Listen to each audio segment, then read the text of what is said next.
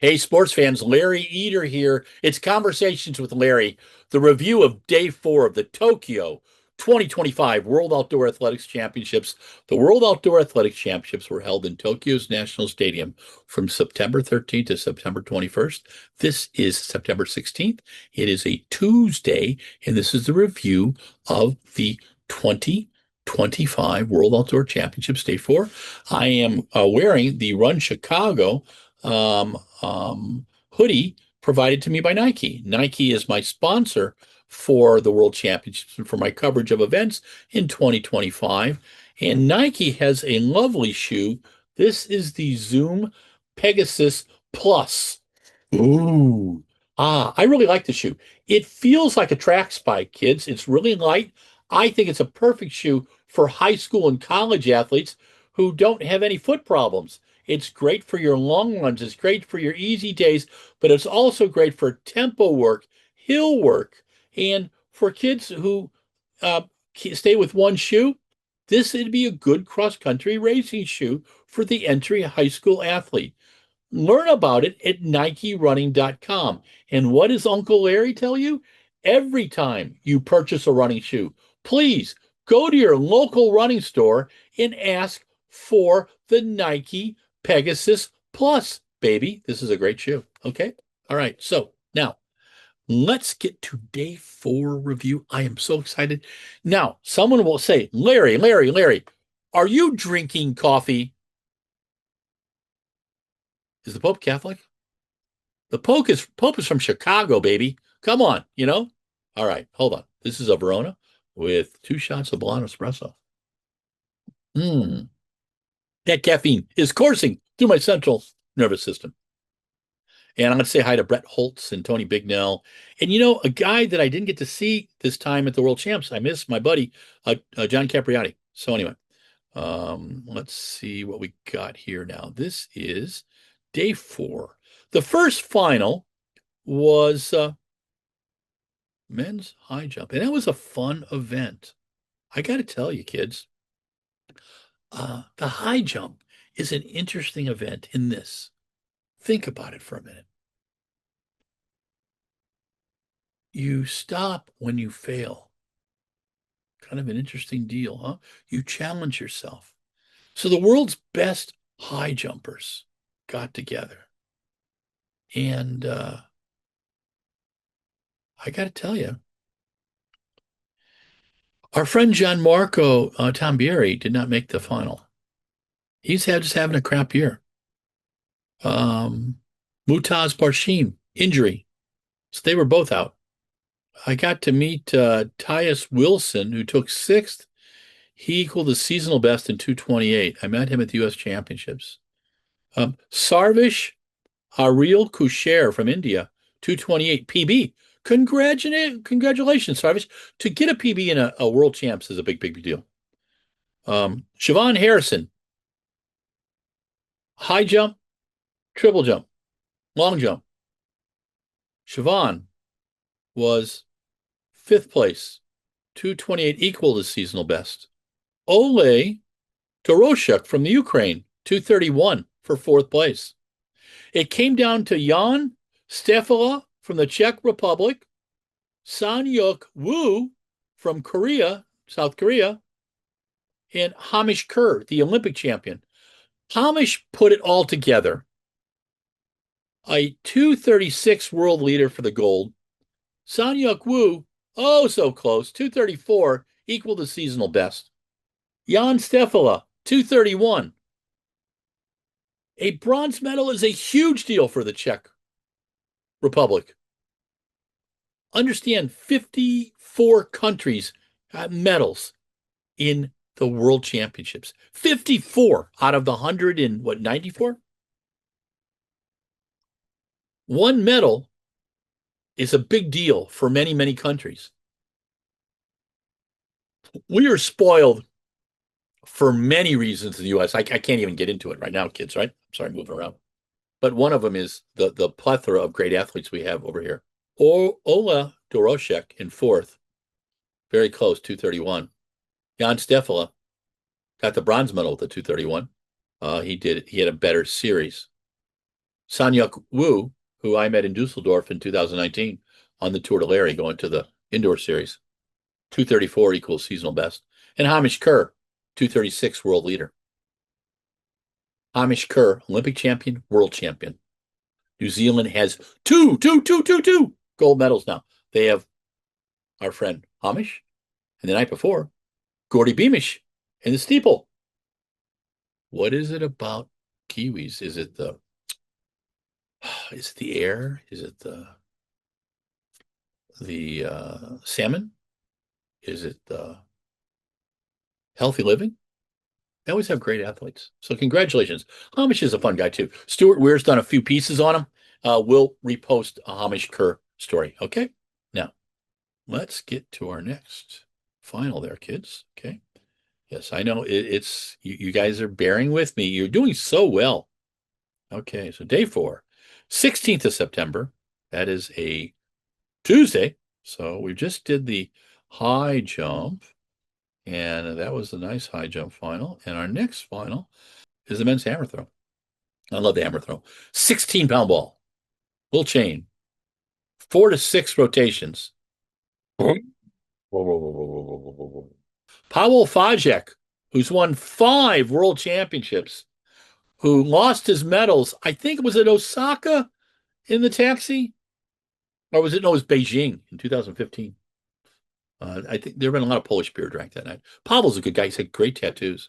Yeah, Pavel finished 6th in 77-75. Thomas Mardal from Norway, 78.02 and 5th. Rudy Winkler, U.S., getting closer and closer, 78.52 in 4th place. Rudy will win a medal. Mark my word. I like Rudy. I did an interview with him at the Prefontaine. I'll get that posted up. It's one of those little treasures we'll put up. In 4th place was Michalo Kokon, 82.02 PB. Oh my God, so close to the bronze medal. The Ukraine, big thing about the hammer, right? But in 3rd place, it was Bence Halash from Hungary. You remember Bence was the bronze medalist in 2023 in Budapest, and he reprised that role with his 82.69 throw. I just remember in Budapest when he was leading, when Bence Halash was leading, the crowd went crazy. They threw paprika at him. No, they didn't. But I'm Hungarian. I like to make jokes about paprika and stuff. Okay, but Ben Salas from Hungary, he was the bronze medalist, 82.69. In 2nd place, Merlin Hummel, 82.77, personal best. Getting a PB in a world championship final is just spectacular. Okay? Bravo. Danke. That's the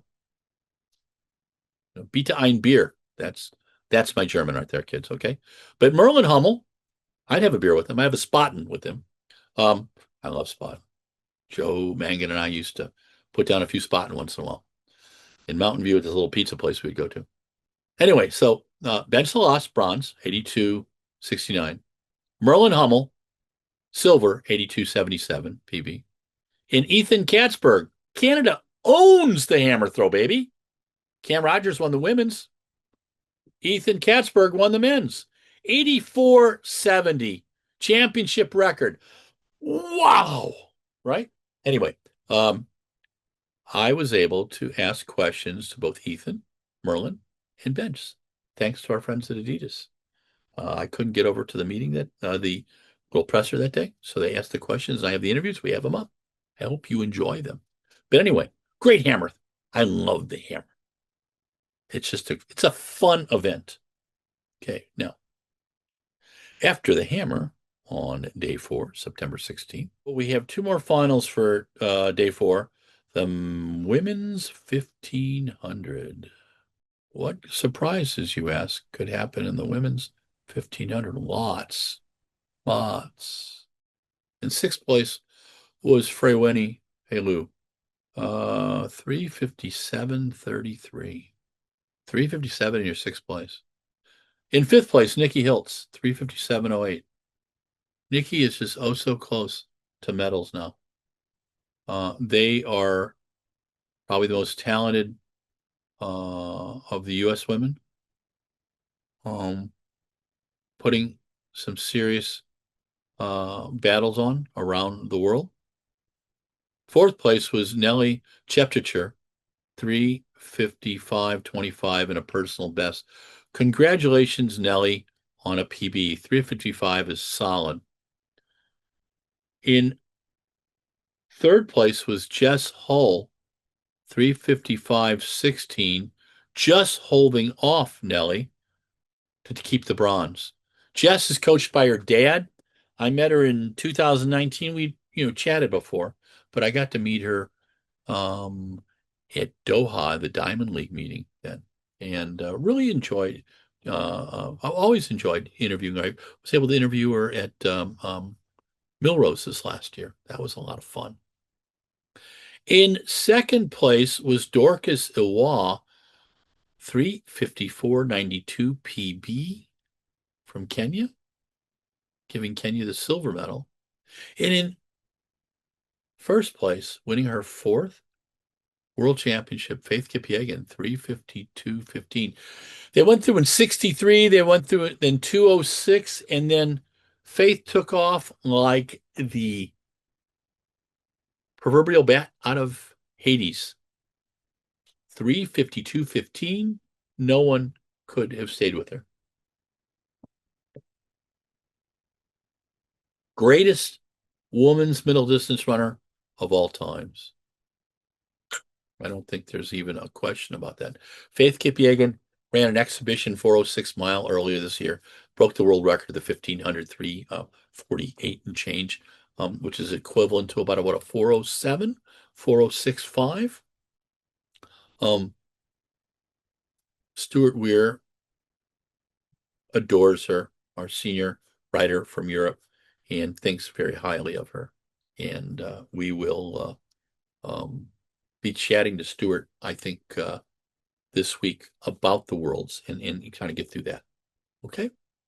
All right. So that's the women's 1500. We have one more event for day 4 for a final. And let me just get it right. And that is the men's 110 hurdles. Lots of surprises here. Lots of heartbreak. Grant Holloway, after winning 3 world champs, just had a crap year. He was getting himself together, but it just wasn't all there. And it happens sometimes. But he went out like a champion. He did the very best he could do. This is the year of Cordell Tinch. Great stories about Cordell.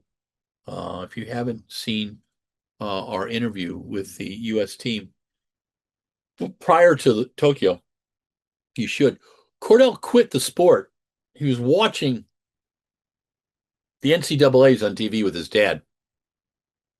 And as dads do, Dad knew his kid was missing something and said something to the effect, Cordell, I don't know if you have what it takes to be at that level. Well, if you want to piss your kid off, that's how you do it.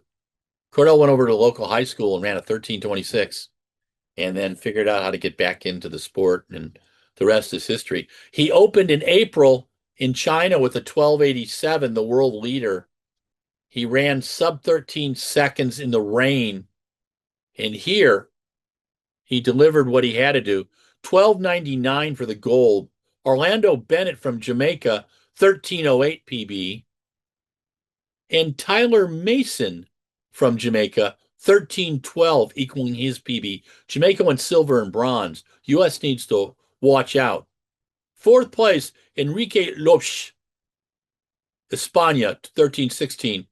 Fifth, Rashid Murataki, 13:18. I think Rashid's on 13:11. I'll double check. Sixth place was Jacoby Tharp, 13:31 from the U.S. Seventh was Juice Kawai Mathieu from France, 1342. And Jason Joseph, the Swiss star, didn't finish. The 110 hurdles, the sprint hurdles, men and women's, are all about precision. Make any mistake, the party is over. I was there when Lolo Jones was winning with on hurdle 8 at the World Champs, and she ended up finishing 8th place. That party was over, and that moment never came back for her. She's went to the bobsled. She's tried to pursue the hurdles again. They have that moment in time when everything comes together for many athletes, for some athletes. Well, on day 4, came together for Cordell Tinch, came together for Hamish Kerr, came together for Ethan Katzberg, came together for Faith Kipyegon. This is Larry Eater. This is Conversations with Larry. This is our reviews of the Tokyo World Championships. This is day 4, September 16th, 2025. It was held in the Tokyo National Stadium. Our coverage of the World Championships is brought to you by our friends at Nike. And today I'm featuring the Nike Pegasus Plus, a fantastic shoe for high school and college cross-country runners. It's got cushioning, it's fast, it's stable. It's if you can only get one shoe, get the Nike Pegasus Plus. It's a great racing and training shoe. Great for long runs, easy days, and hard days. NikeRunning.com. Now, what does Uncle Larry tell you? Go to the local running store. Tell them you want the Nike Pegasus Plus, baby. Try on the Nike Pegasus 41, the Nike Pegasus Premium. Try on the Vomero 18, the Vomero Plus, and the Vomero Premium. But I think sometimes the Vomero may be too much shoe for some of the high school kids. This is a splendiferous shoe. Nike Pegasus Plus. Ooh, oh, I like this colorway. Thanks, Aaron Burns. Okay. See you for the review of day 5.